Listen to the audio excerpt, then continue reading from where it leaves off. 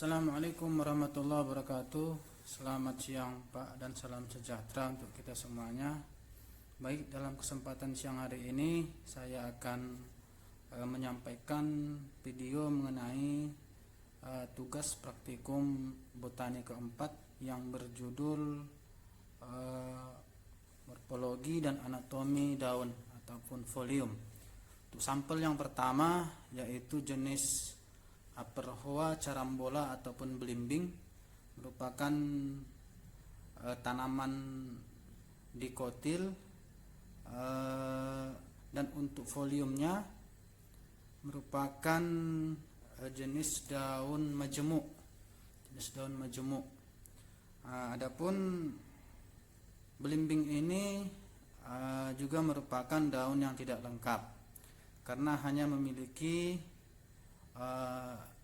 ibu tangkai daun atau petiolus communis dan tangkai daun petiolus dan helai daun ataupun lamina.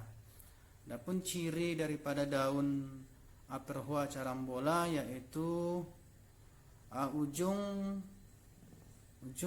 meruncing, sementara di bagian bawahnya bulat.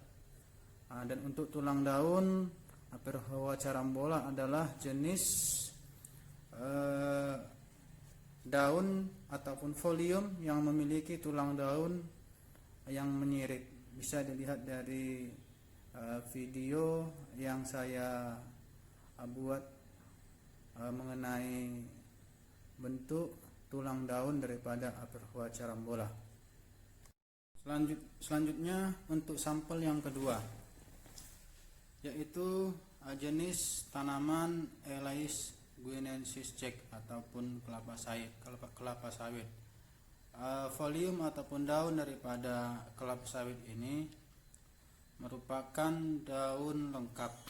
Dikatakan daun lengkap dikarenakan memiliki pelepah daun ataupun pagina, tangkai daun ataupun petiolus, dan helaian daun ataupun lamina. Sedangkan bentuk daripada daun Elais guineensis Jack ini yaitu menyirip dengan tulang daun. Bisa kita lihat pada gambar, tulang daun bentuknya sejajar, dan pada pelepah ataupun pagina pada pinggirnya bisa dilihat ada duri-duri baik di tepi kiri ataupun kanannya. Sedangkan untuk helaian daun ataupun lamina, tempat daripada melekatnya helaian daun ataupun lamina tersebut dikatakan racis. Ini untuk sampel yang kedua. Berikutnya yang ketiga yaitu Colocasia esculenta ataupun talas. Bila kita amati folium daripada talas ini atau Colocasia esculenta merupakan jenis daun yang lengkap ataupun sempurna, karena kan memiliki pelepah daun. Ini pelepah daunnya, kemudian tangkai daun atau petiolus, kemudian helaian daun ataupun lamina. Sedangkan bentuk daripada tulang daun talas ini sangat jelas kita lihat tulang daun menyirip. Itu untuk Colocasia esculenta. Dan perlu kita ketahui juga bahwasanya daun talas ini merupakan daun tunggal. Baik, untuk sampel berikutnya ataupun sampel yang keempat yaitu jenis tanaman zimes ataupun jagung. Tanaman ini merupakan tanaman monokotil ataupun berkeping satu. Sedangkan untuk folium daripada zimes ini bisa kita lihat dari video yang saya buat. Folium daripada jimis ini merupakan daun lengkap ataupun sempurna, dikarenakan memiliki pelepah daun atau vagina, tangkai daun, petiolus, dan lamina ataupun helai daun. Sedangkan kita lihat dari sampel yang saya tampilkan ini, daun daripada jimis ini adalah daun tunggal, sedangkan jenis daun yaitu daun sejajar. Dikatakan daun sejajar ataupun paralel karena daun daripada jimis ini memiliki tulang daun yang paralel ataupun sejajar. Itu untuk sampel yang keempat. Oke, baik, berikutnya sampel yang kelima, yaitu jenis tanaman Pisidium guajapa, atau yang lebih familiar kita sebut dengan jambu biji ataupun jambu klutuk kalau bahasa Jawanya. Adapun folium daripada Pisidium guajapa ataupun jambu biji merupakan daun tunggal. Daun tunggal dengan posisi berhadapan dengan daun yang di sebelahnya. Ini daun di sebelah kanan saya dan ini yang di sebelah kiri saya. Jadi daunnya berhadapan. Kemudian untuk folium daripada jambu biji ini merupakan daun yang tidak lengkap. Kenapa dikatakan daun tidak lengkap? Karena hanya memiliki dua, yaitu tangkai atau petiolus dan helaian daun atau lamina. Sedangkan untuk jenis daripada daun jambu biji ini merupakan jenis daun menyirip, karena bisa dilihat video yang saya tampilkan, tulang daun menyirip seperti tulang ikan. Kemudian untuk tambahan lagi, untuk folium daripada Pisidium guajapa ini ataupun jambu biji, untuk daun muda biasanya sedikit mempunyai bulu-bulu halus. Sedangkan yang sudah tua dia bentuknya warnanya licin. Ini untuk sampel yang kelima. Oke, untuk bahan selanjutnya yaitu Carica papaya ataupun pepaya, kapes, betik, itu sama saja. Perlu diketahui untuk folium daripada Carica papaya ini adalah merupakan daun jenis daun menjari. Daun menjari dikatakan daun menjari karena bentuk daun seperti jari tangan. Jadi contoh lain dari Carica papaya bisa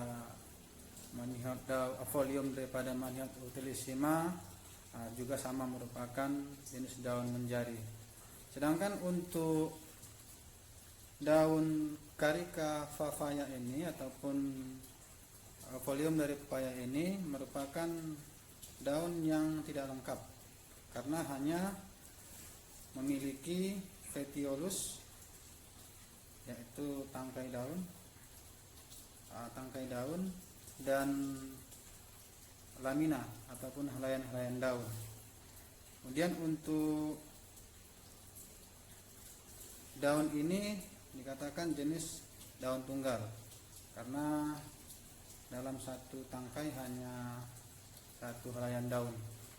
Untuk petiolus bisa dilihat dari video yang saya tampilkan, ada rongga ataupun lubang untuk tangkai daun Carica papaya. Dan untuk tulang daun terlihat menonjol jelas. Ini tulang daun. Dan yang menyirip ini adalah urat-urat daun untuk Carica papaya. Sedangkan untuk warna, di bagian atas daun terlihat lebih hijau tua, dan bagian belakang daun warna daun lebih muda. Itu untuk bahan ataupun sampel daripada Carica papaya ataupun pepaya. Baik, untuk bahan selanjutnya yaitu Mimosa pudica atau lebih dikenal dengan nama putri malu. Ini karena sudah tersentuh, jadi bahagian daunnya menguncup. Jadi baik dia kena angin ataupun tersentuh tangan dan lain-lain sebagainya, maka daun ini akan menguncup.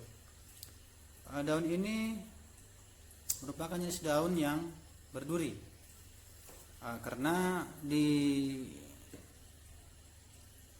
tangkai daun, di belakang tangkai daun, karena ini kecil jadi tidak begitu terlihat, tapi di tangkai daun ini ada duri-duri halus. Makanya dikatakan jenis Folium ataupun daun berduri. Sedangkan untuk bentuk daun bisa saya bukakan walaupun sudah menguncup satu helai kecil-kecil. Daunnya ini berbentuk lonjong, berhadapan dengan daun sebelahnya, kecil, berbentuk lonjong. Merupakan jenis daun yang majemuk dan tulang daunnya menyirip. Itu untuk Mimosa pudica ataupun putri malu. Oke, baik Bapak dosen beserta teman-teman yang saya hormati. Selanjutnya sampel berikutnya yaitu Eichhornia trasipes ataupun lebih familiar kita sebut dengan eceng gondok. Eceng gondok ini merupakan tanaman yang unik, dengan bagian tangkai daunnya merupakan memiliki rongga. Ini bisa saya potong.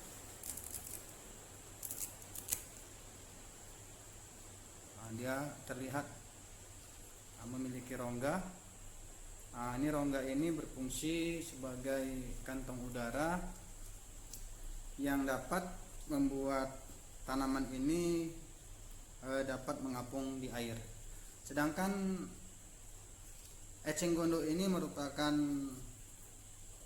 memiliki folium ataupun daun yang sempurna, karena akan memiliki pelepah daun ataupun vagina, tangkai daun atau petiolus, dan helaian daun atau lamina. Ini merupakan daun ini, jenis daun eceng gondok ini adalah jenis daun melengkung, berbentuk oval dengan warna hijau, permukaan atasnya mengkilat atau licin, dan merupakan folium tunggal ataupun daun tunggal. Ini untuk